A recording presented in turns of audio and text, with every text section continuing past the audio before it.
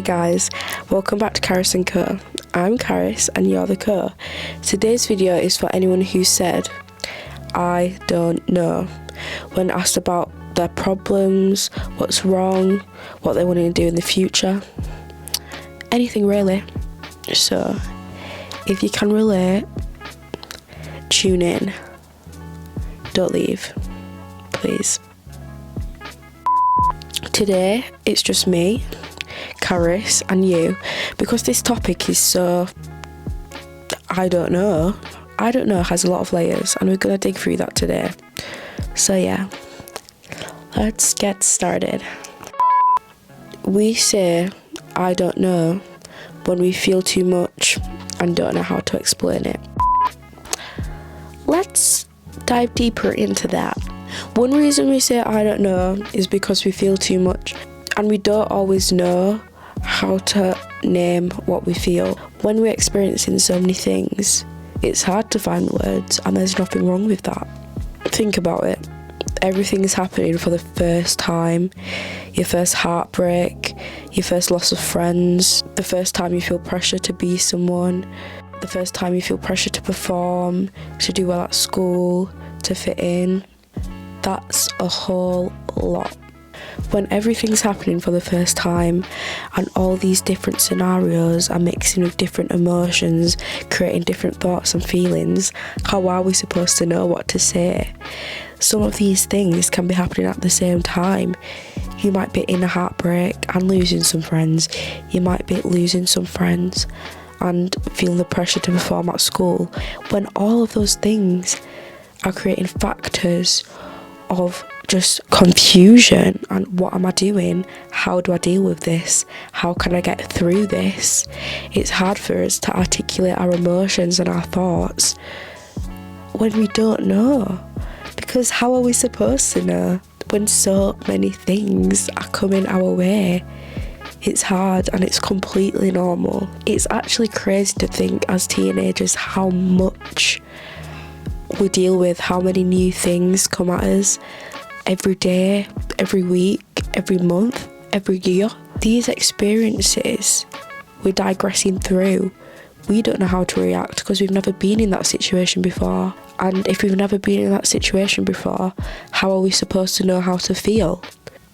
And as we get a lot older, we'll see patterns in our emotions and in the way we act and the way we react to different situations. But now, at the ripe age of what? 12, 13, 14, 15, 16, 17, all of that jazz.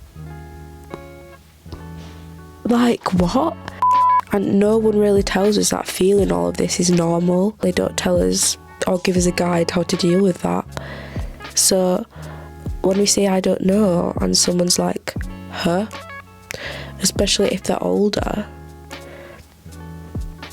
don't hurt me. There's no YouTube video saying this is how I should feel when someone breaks up with me, or when I don't get the grade I want at school. No. So when someone asks us what's wrong or how are we feeling, we freeze, we shut down, we don't know what to say. We're just like, what am I actually feeling? Because what are you actually feeling? You don't know because of the whole mix of emotion. And I don't think it's because, well, for me personally, it's not because I don't care, and it's not because I don't want to give you the answer. It's because I don't have the words yet. And if I don't have the words yet, first of all, I don't want to look like a mug being like, really,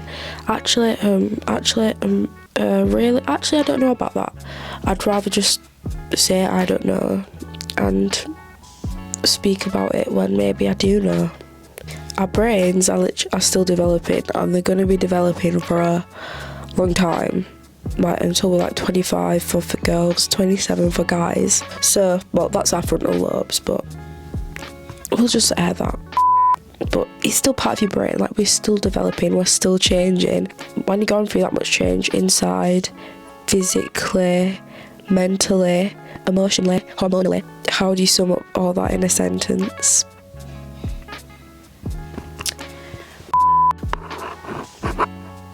We say I don't know when we're scared of being judged. Sometimes you know full well how you feel, especially if it's a particular situation. Something has happened to you, you're mad, you're angry, you're sad. Someone asks you, Carys, what's going on? What's up? Why are you feeling this way? and you cover it with I don't know. Come on. Sometimes you do know what you feel, but you just don't say it because you're scared of how people will react. And we've all been there.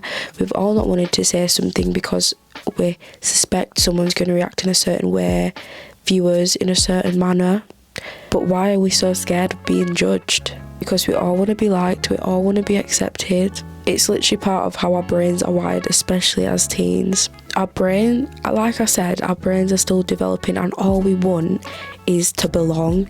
As I said, we're discovering ourselves, we're discovering who we are, we're discovering what we want, and we're discovering what we want our persona to be, what we want to be seen as, how we want to be looked at, what we want people to think of us. And through all of that journey and digression, the main factor, or the beginning factor, especially when you're younger, is wanting to be liked.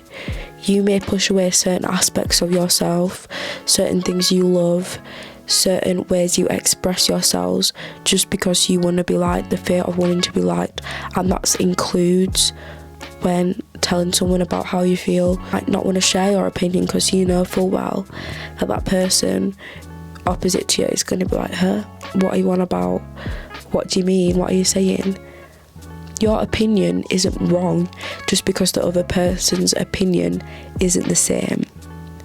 And we need to understand that, and we need to learn that, because so many of us hide our voices and shadow our opinions and thoughts and feelings behind other people because we just don't have the courage to say what we think. And when we gain that courage, and when we gain the strength to say some things, because it is hard, especially after being underlooked for so long.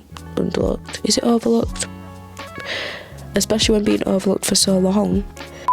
But speaking up for yourself and sharing your opinion is one of the first ways of just gaining self-confidence. That has kind of gone on a tangent, so I'm going to get back to the point. I've been doing some research on this topic just because I want to come to you guys educated, and also out of my own curiosity I wanted to understand why we have such a fear of being accepted. And this is what Google told me, and I'm going to tell you guys. There's this part of our brain called the amygdala, and it reacts to fear. And when we think someone might even judge us, someone might think of us in a certain way, someone might look at us and, like I said, be like, what are you on about? Our brain treats it like a threat. So instead of telling the truth, we protect ourselves.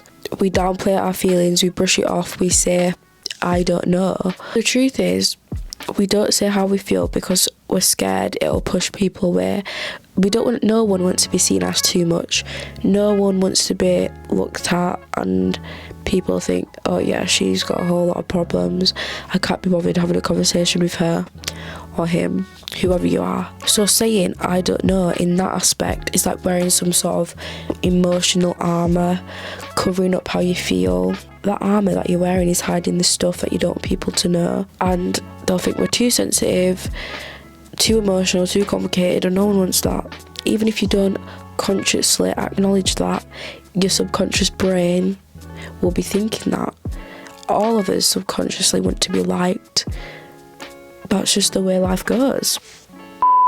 It's hiding the stuff that might cause you to be seen as vulnerable, but you guys have to realise that that armour that is covering all of your insides, all of your emotions, it's also covering you.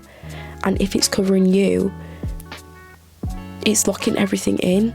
Like, you're not expressing yourself, you're not being who you are, and when you're not being who you are, it's just a downward path of decreasing mental health, feeling depressed, feeling 10 times more anxious. Next time you know full well how you're feeling, and you know how you feel and you're just too scared to say it, think about it in a way that you're not just covering your feelings, you're covering who you are.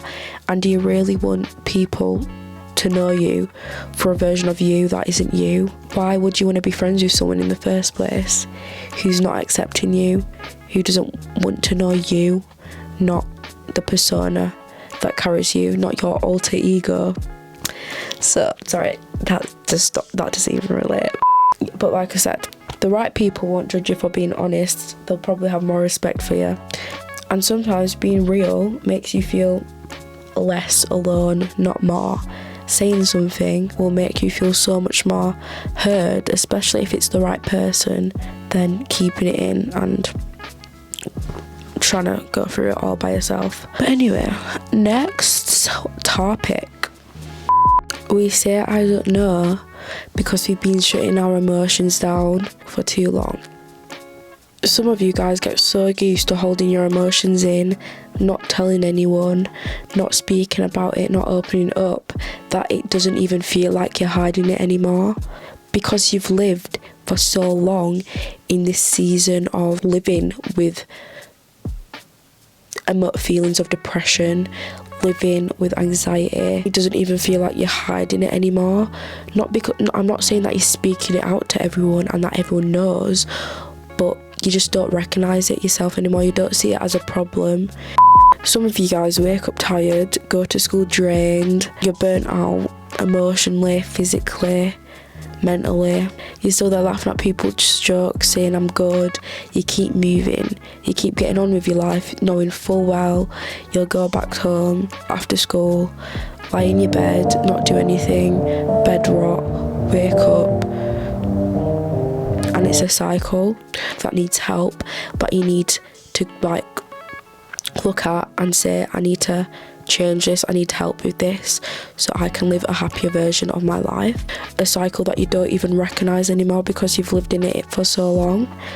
Like, what? And because you never show anyone how you actually feel, it doesn't feel like a difference in your life anymore. And I don't think a lot of people recognise that, because if you live in this constant cycle of just burn out and tiredness and just blur. Sorry, I don't know why I stuck my tongue out. It's your normal. It isn't normal. It's not normal at all. Many people experience that, but that is not what you should call normal. It's your normal. That isn't how you should wake up every morning. That isn't how you should feel going to school. You shouldn't feel like you need to hide yourself behind a mask. And when you stop recognising that because you've decided, I'm going to live in this, I don't think I can get through this, that's when it becomes a problem. And when someone does ask you how you feel, you actually genuinely don't know, because you've been in this such a long period of time not recognising your emotions, your thoughts, your feelings, your actions. And because you've disconnected from your feelings for so long, that even if you wanted to speak it out and you thought maybe I should talk about it, you didn't know how to open the door. You wouldn't know how to speak, because it's been trapped for so long. And that's the danger of ignoring how you feel. If you're constantly ignoring, pushing them away, not fully recognising them, it just becomes, like I said, this continuous cycle. I have found it personally hard to recognise my emotions, and especially in a school scenario, when I feel like I've been surrounded by so many people who I just find mentally draining to speak to, mentally draining to surround myself with, and I've just shut that out. But when I've started to open myself up and open those emotions up with like-minded people, I've been able to recognise that this pattern and this, like I said, kind of armour I've putting on of not telling people how I feel had actually caused me to feel a certain way. Going to school tired, leaving school tired, drained, physically worn out isn't normal. And you have to look at yourself and look at your life and recognize that. You have, like I said, you have to show up for yourself. You have to be the bigger person for yourself, because sometimes there is not that bigger person. I actually talked about this in my first video, but avoiding how you feel and not recognizing it doesn't make it go away. Like, it's not gonna go away. You're just gonna continue living in that, and it's probably just gonna get worse. To close this section and the I don't know topic, it's okay to not know how you feel, and it is okay to say I don't know. I'm still gonna go through life saying I don't know, because I'm young, I'm experiencing so many different things, but me as a person, I'm gonna try recognise and set boundaries for myself, of tell myself when it is too much, when I'm holding in things too much, when I'm not, when it's actually having a negative impact on me. And asking yourself questions: why do I not know? Why am I avoiding this? Why am I hurt by this? That's when some things start to fit in place. That's when you start to grow personally, emotionally. Your emotional maturity starts to grow. You're able to have more mature conversations, speak to people with empathy and understanding, because you've been able to regulate and understand yourself. Ooh, girl, I do have such a strong opinion and passion, literally a passion of understanding myself, because we're all so complicated and intricate, and we don't even know that.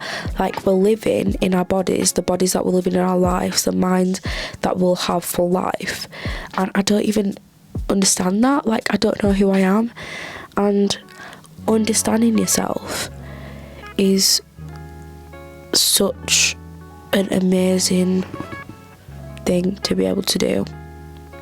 Well, in my opinion it is. You might not agree with me. You might have left this video. Well, if you left this video, you won't see this. Talk to someone who actually listens. You don't need 10 people, you don't need a million friends. You don't have to open your life up to everyone, because I full well don't.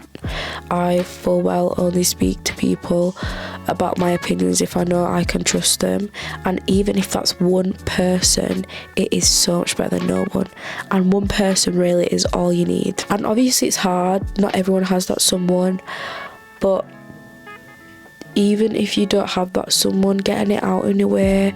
I've said it in basically every single one of these videos that I've created, but writing it down is so helpful. There is someone out there who cares and who will gladly listen to you yap on, just yap yap yap yap. I am so many of my friends would literally call me a yapper, because I do. I yap a lot, low key, high key.